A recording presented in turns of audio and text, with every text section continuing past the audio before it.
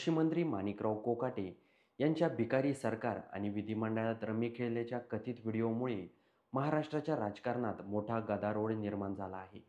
या दोन्ही घटनेवर मुख्यमंत्री देवेंद्र फडणवीस यांनी नाराजी व्यक्त केली आहे आणि त्यांच्या राजीनाम्याची मागणी जोर धरत आहे. भिकारी सरकार विधान आणि त्यानंतर फडणवीसांची नाराजी. माणिकराव कोकाटे यांनी काही महिन्यापूर्वी शेतकऱ्यांची तुलना करताना किंवा कर्जमाफीच्या संदर्भात बोलताना, शेतकरी कर्ज घेतात आणि 5-10 वर्ष कर्जमाफीची प्रतीक्षा करतात. नियमात कर्जफेड करणाऱ्यांनी काय करायचं? तुम्ही कर्जमाफीची पैशाचं काय करता? साखरपुडे, विवाह करीत फिरता, असं वादग्रस्त वक्तव्य त्यांनी केलं होतं. या संदर्भात राज्याला भिकारी संबोधल्याचा आरोपही त्यांच्यावर होत आहे. मुख्यमंत्री देवेंद्र फडणवीस यांनी कोकाटे यांच्या विधानावर नाराजी व्यक्त केली आहे. सुप्रिया सुळे यांच्यासह अनेक विरोधकांनी ही विधान महाराष्ट्राच्या आणि राज्यातील जनतेच्या परिश्रमाचा अपमान असल्याचं म्हटलं आहे. फडणवीस यांनी मंत्र्यांनी बोलताना तारतम्य बाळगण्याचा सल्ला देखील दिला असला तरी कोकाटे यांच्या विधानामुळे सरकारची प्रतिमा मलिन होत असल्याचं मानलं जात आहे. विधिमंडळात रमी खेळल्याचा व्हिडिओ आणि फडणवीसांची भूमिका. नुकत्याच झालेल्या पावसाळी अधिवेशनात कृषी मंत्री माणिकराव कोकाटे हे विधिमंडळात मोबाईलवर ऑनलाईन रमी खेळत असल्याचा एक व्हिडिओ व्हायरल झाला. या व्हिडिओमुळे राजकीय वर्तुळात एकच खळबळ उडाली आणि त्यांच्यावर चाहूल बाजूंना टीका सुरू झाली. या व्हिडिओमुळे मुख्यमंत्री देवेंद्र फडणवीस यांनी तीव्र नाराजी व्यक्त केली आहे. त्यांनी म्हटलं आहे की अतिशय चुकीचं आहे.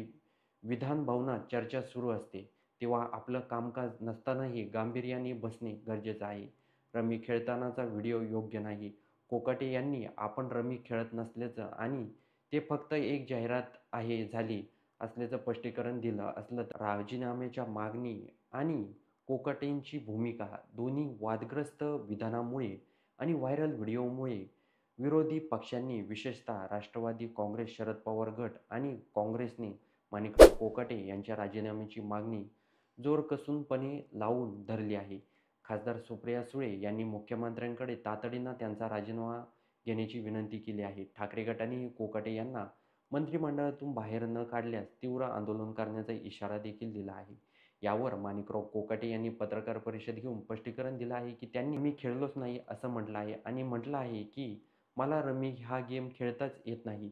त्यामुळे माझ्यावर असं बिनबुडाचे आरोप करणं, माझी बदनामी करणं चुकीचं आहे. तसंच त्यांनी या प्रकरणाची सखोल चौकशी करण्याची मागणी केली आहे आणि जर चौकशीत तो व्हिडिओ खरा निघाला तर मी स्वतः राजीनामा देईल असं म्हटलं आहे. सध्या तरी कोकाटे यांनी राजीनामा देण्यास ठाम नकार दिला आहे. मात्र त्यांच्या निवासस्थानी पोलीस बंदोबस्त वाढवण्यात आला आहे.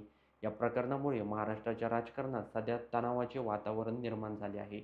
या प्रकरणाबद्दल तुमचं काही मत असेल तर कमेंट बॉक्समध्ये नोंदवायला विसरू नका आणि होऊ द्या चर्चा चॅनलला सबस्क्राईब नक्की करून जा.